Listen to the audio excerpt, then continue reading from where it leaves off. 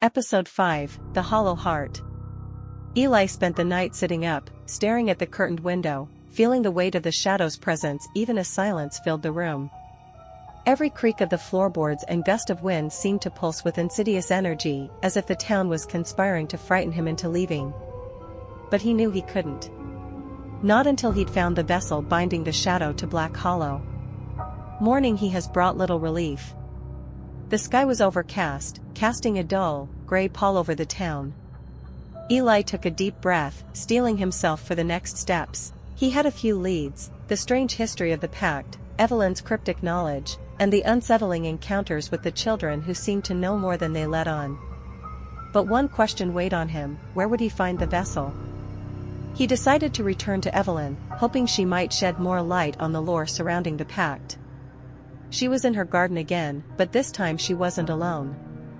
A young girl, perhaps no older than 10, was with her, listening intently as Evelyn murmured instructions. Evelyn noticed Eli's approach and straightened, her face calm, but her eyes wary. "You've returned," she said quietly. "Not everyone does." Eli nodded, his gaze drifting toward the girl. "I'm not finished. Not until this thing is gone." "Who is your friend?" The girl looked up at him with wide, curious eyes. "I'm Mari," she said. "I help Evelyn in the garden. She says it keeps the darkness away." Evelyn put a gentle hand on Mari's shoulder, guiding her back toward the house. "Mari, why don't you go inside? I'll finish up here with Mr. Winters."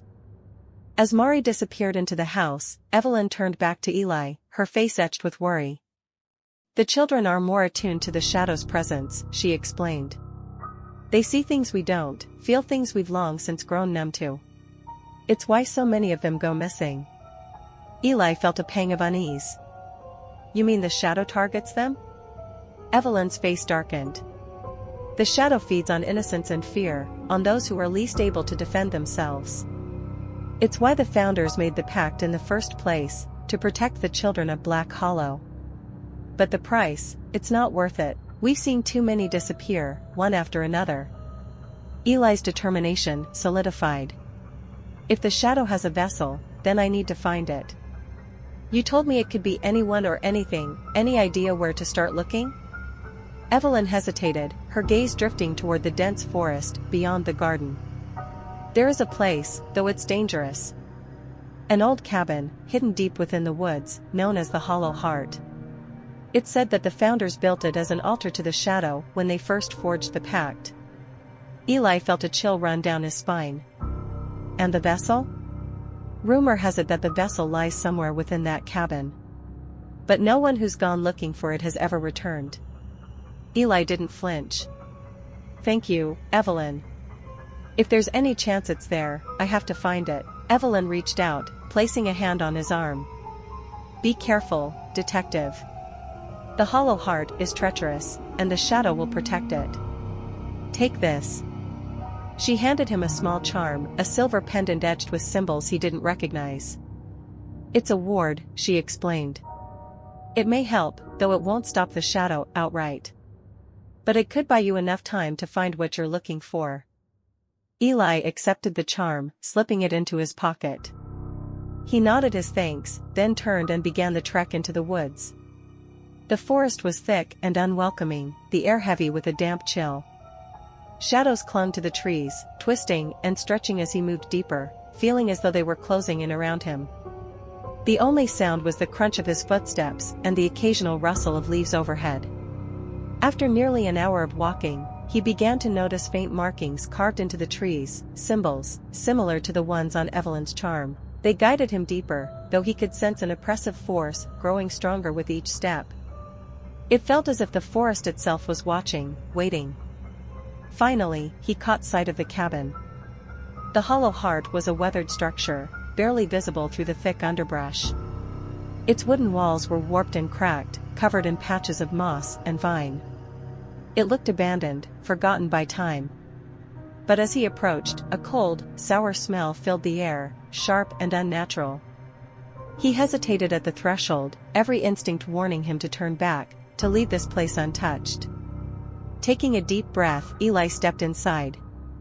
The air was stale and thick with dust, and faint beams of light filtered through cracks in the walls. Strange symbols were etched into the wooden beams and floors, much like the markings he'd seen on the trees, but more elaborate, more sinister.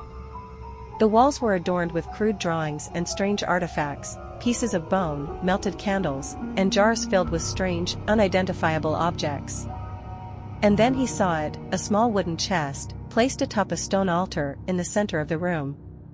It was unassuming, but Eli knew immediately that this was what he'd been looking for. As he approached the chest, the air grew colder, and a whisper echoed around him, soft and insistent. "Leave, leave, or you will be taken." Ignoring the voice, Eli reached out and lifted the chest. The room seemed to darken, the shadows stretching toward him like tendrils. His pulse quickened, but he held his ground. He opened the chest, revealing a small, delicate figurine carved from black stone. Its shape was vague, almost featureless, but it radiated a malevolent energy that sent a shiver down his spine. The vessel. He reached for it, but the moment his fingers brushed against the stone, a shock of cold shot through him, and he felt an overwhelming presence surge through the cabin. A low growl rumbled through the walls, and the air thickened, pressing down on him with suffocating weight. The shadow was here. Eli staggered back, clutching the stone figure as he struggled to breathe. The room swirled with darkness, shadows coalescing into a massive, hulking figure with hollow, empty eyes. It towered over him, its mouth stretching into a grin filled with malice. "Your soul is mine," it hissed, its voice filling his mind, drowning out his thoughts. Desperate, Eli clutched the pendant Evelyn had given him, whispering a silent plea. He felt a surge of warmth spread through him, and the figure recoiled, its form flickering as if weakened. Seizing the moment, Eli turned and bolted from the cabin, clutching the figurine tightly in his hand. He ran through the forest, branches tearing at his clothes and face, but he didn't dare look back. He could feel the shadow behind him, hear its whispers growing louder, more furious. Finally, he burst out of the woods, collapsing onto the dirt path, gasping for breath. The pendant's warmth faded, and he looked down at the figurine, which now felt hot to the touch. Eli returned to the inn, exhausted and shaken but determined. He had the vessel, the key to breaking the pact. But he knew the shadow would not let him destroy it easily. That night, as he sat alone in his room, he studied the figurine, feeling its cold weight in his hand. It seemed to pulse with a dark energy, as though it were alive. He knew that destroying it would take more than just brute force, it was bound to Black Hollow, woven into the very fabric of the town's existence. He had to find a way to sever that bond, to free the town from the curse without unleashing the shadow's full fury. But as he pondered, the whisper returned, filling the room with a familiar, mocking tone. "You think you can defeat me, detective?" Eli shivered, gripping the figurine tightly. He didn't respond, but the shadow's voice continued, laced with dark amusement. "I am older than this town, older than any curse. You cannot destroy me, you can only join the others."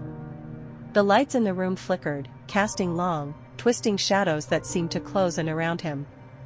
Eli took a steadying breath, whispering a promise to himself and to the town that had suffered for so long. "I'll stop you. Whatever it takes." And as the room settled into silence, he knew that his battle had only just begun. End of episode 5.